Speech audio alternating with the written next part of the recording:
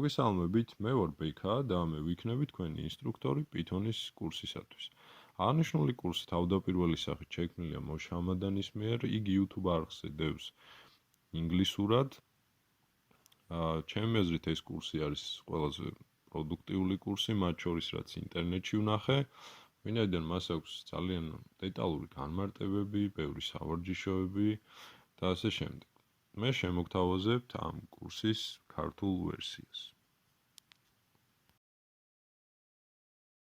კურსის დასრულებისას ჩვენი პირველი პროექტი იქნება ონლაინ მაღაზია, სადაც გვექნება ნედლეულის ჩამონათვალი, თავის სურათებით, ფასებით, ასევე გვექნება ადმინის ფანჯარა, საიდან შეგვიძლია ვმართოთ საიტი. ახლა კი გადავიდეთ Python-ის ოფიციალურ გვერდზე, რომელიც არის python.org. დავუჭიროთ download-ს, გაგვიხსნის უახლეს ვერსიას. იმ დროისაც, როცა შენ უყურებ ამ ვიდეოს, შეიძლება უახლესი ვერსია სხვა იყოს, თუმცა მნიშვნელობა არ აქვს, იმიტომ რომ კურსი, რომელსაც გავდივართ, ერთ და იგივეა ძველისთვისაც და ახლისთვისაც. დავუჭიროთ გადმოწერას.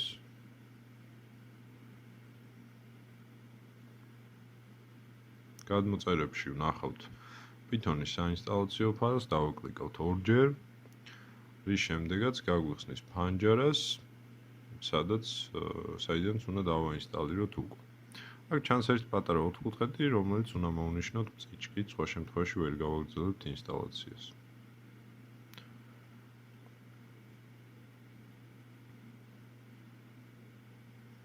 შემდეგ დავუჭერთ გაგრძელებას, დავითანხმებით ლიცენზიაზე და დავუჭერთ ინსტალაციას.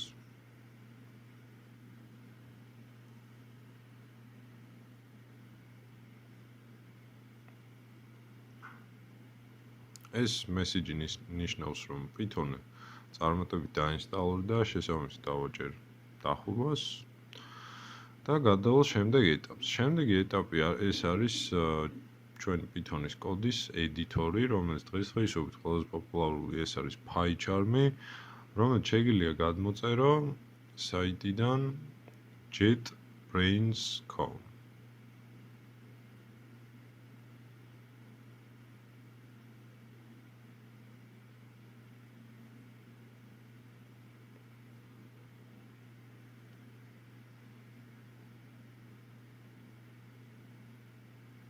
დავუჭიროთ გადმოწერას.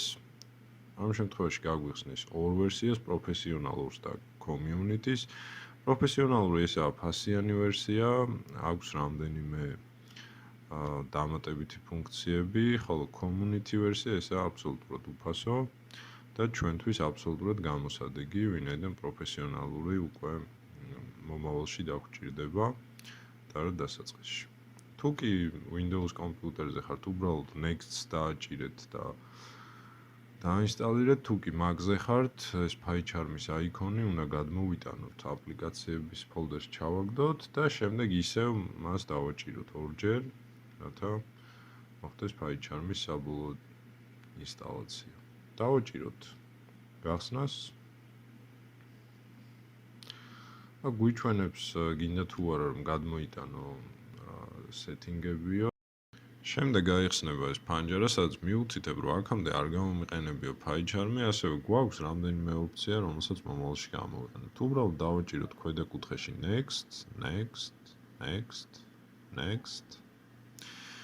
რის შემდეგაც გახსნის ფანჯარას, ყოველთვის, როდესაც PyCharm-ს ჩართავ, ეს ფანჯარა უნდა გაიხსნას. დავაჭიროთ ახლა create new projects, სადაც გვიჩვენებს მისამართს, რომელზეც შეინახება ჩვენს კომპიუტერში ჩვენ მიერ დაწერილი პროექტი. დავურქვოთ hello world და ჩამოვხსნათ აი ეს სია. სადაც უნდა დავრწმუნდეთ, რომ base interpreter-ი დაყენებულია Python 3-ზე, ვინაიდან ზოგიერთი ახალი კომპიუტერის მიერ Python-ის ძველ ვერსიებს ხარდაჭერა აღარ აქვს. აქვს მხოლოდ ახალს. შესაბამისად, ჩამოვხსნი აი ამ სიას, რომელიც თან ახლავს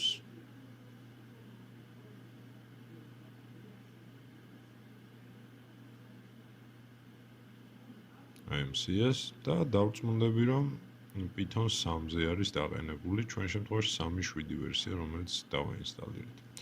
შემდეგ დავაჭერთ შექმნას და ამოგვიხსნის ჩვენს ფაილს. შენი პირველი პროგრამა.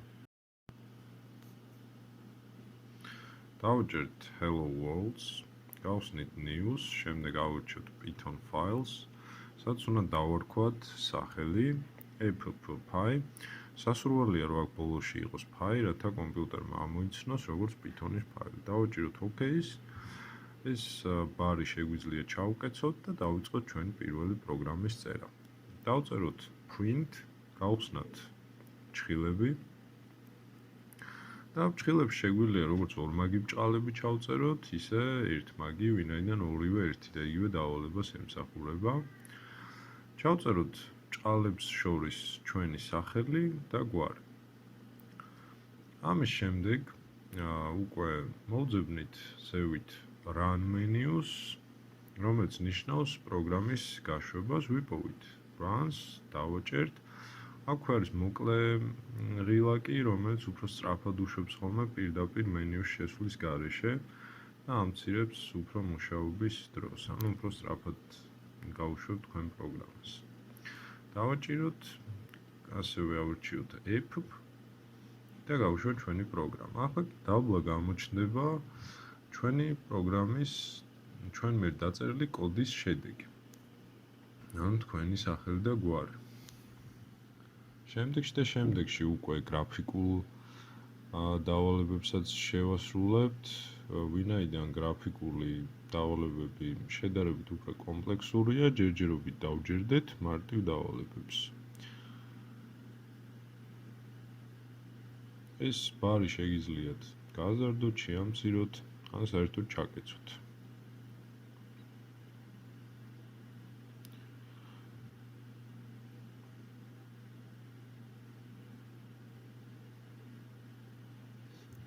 კითხვა, როგორ ხდება კოდის გაშვება, ანუ როგორ უშვებს კომპაილერი მას მუშაობას.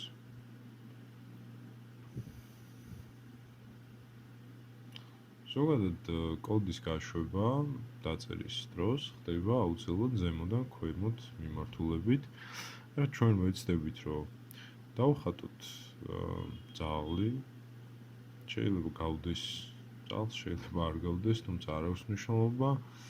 დავხატოთ რაღაც სიმბოლოები, გავაკეთოთ წრე, შემდეგ 4 ტირე და ჩავსვათ. თუ გინდათ ორმაგი ბრჭყალები გამოიყენეთ, თუ გინდა ერთმაგი. კიდევ ერთხელ დავწეროთ print და ეხლა 4 ცალი ფეხი გამოტოვებით და შემდეგ უკვე ეს ჩვენი პროგრამა შეგვიძლია ამ სამკუთხედის საშუალებით გავუშვათ. და აი ჩვენ ხედავთ ვიზუალურად თუ რა გამოიტანა ჩვენმა დაწერილმა კოდმა, ანუ რა არის შედეგი. ამით იმის თქმა მინდა, რომ როდესაც ვწერთ კოდს, იგი თანმიმდევრობით ზემოდან ქვემოთ ხდება გაშვებული პროგრამაში. ანუ პირველი რაც გვეწერა, პირველი ის დაგვიბეჭდა, შემდეგ მეორე, შემდეგ მესამე.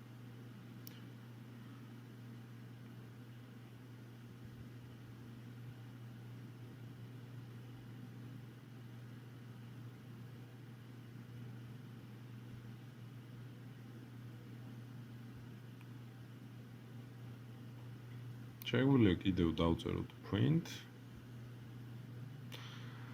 და შევასრულოთ ესეთი ფუნქცია. როდესაც რაღაცას ვწერთ ბრჭყალებში, ეს ნიშნავს, რომ მას ავუქვათ როგორც სიმბოლო, მაგრამ თუ კი pip-ს დავწერ ბრჭყალების გარეშე, ეს ნიშნავს, რომ მე მას ვიყენებ როგორც გამრავლებას. ამ შემთხვევაში ბოლოში დაწერილ print-ში, მაგალითად, მესამე ხაზში მიწერია 4 ცალი ხაზი და ბოლოში დაწერილ print-ში მე მიწერია pip-ი, რომელიც გამრავლებულია 10-ზე, ეს ნიშნავს, რომ ჩემი ბრძანება pip-ი, რომელიც ბრჭყალებშია, დამიბეჭდოს 10 ჯერ.